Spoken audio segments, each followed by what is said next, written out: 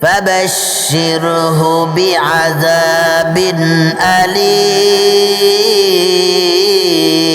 الله أكبر ওই কিয়ামতের কঠিন ময়দানে আফসোস করতে থাকবে যে দুনিয়াতে যখন কোরআনের আয়াতগুলো শুনতাম, হুজুররা যখন শুক্রবারে জুমার আলোচনার মধ্যে আয়াতগুলো শুনিয়ে দিতেন, ওয়াজ মাহফিলে গিয়ে যখন কোরআনের আয়াত শুনতাম, আর এই কিয়ামতের ভয়াবহতার কথা যখন আলোচনাগুলো শুনতাম, কিয়ামতের কঠিন ময়দানে কি অবস্থা হবে,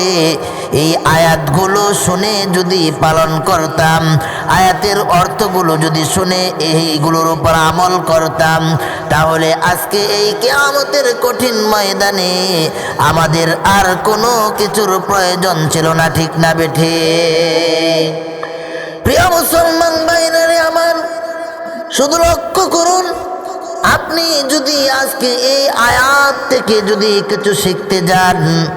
এই আয়াত থেকে যদি কিছু জানতে যান, আপনি আয়াতের মধ্যে আল্লাহ কি বলেছেন, কিয়ামতের ভয়াবহতার কথা কিভাবে বর্ণনা দিয়েছেন, আল্লাহর ভয়ের কথা কিভাবে বর্ণনা দিয়েছেন, আল্লাহ রব্বুল আলামিন যে বিষয়গুলো সুন্দরভাবে জানিয়ে দিয়েছেন, এইগুলো যদি আমরা আজ থেকে পালন করতে শুরু করে দেই, তাহলে ওই হাসরের মাঠে বিনা হিসাবে জান্নাতে যাব। সুবহানাল্লাহ। তাহলে মুসলমান ভাইরা আমার,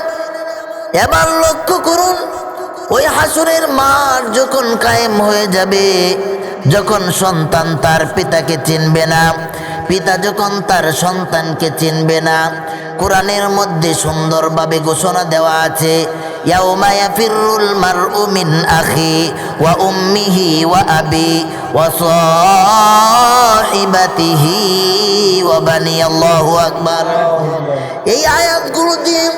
আল্লাহ রাব্বুল আলামিন কিয়ামতের কঠিন ময়দানের কথা যেভাবে সুন্দরভাবে ব্যাখ্যা দিয়েছেন, বিশ্লেষণ করে দিয়েছেন, দুনিয়ার মানুষেরা রে,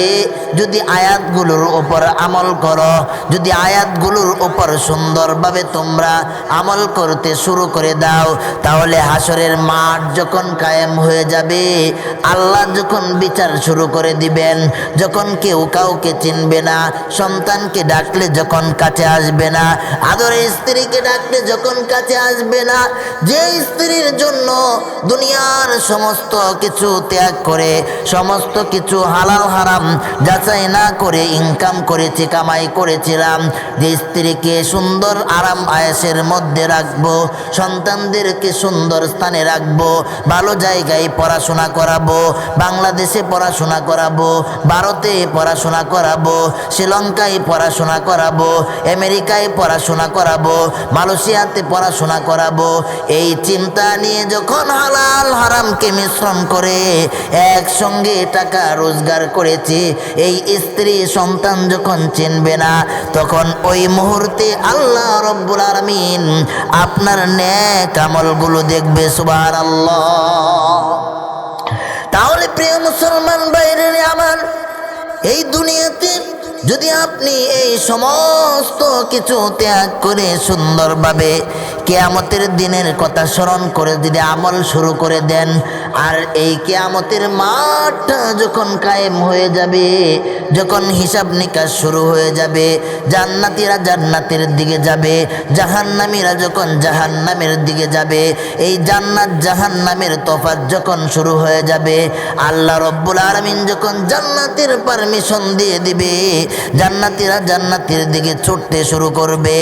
আর জাহান্নামী যাদেরকে অনুমতি দেওয়া হবে, তারা আফসোস করতে থাকবে, ইয়া লাইতানি কুনতু তুরাবা, যে আল্লাহ যদি আবার অল্প সময়ের জন্য দুনিয়াতে পাঠাইতেন, অল্প সময়ের মধ্যে এমন আমল করতাম যেই আমলগুলার কারণে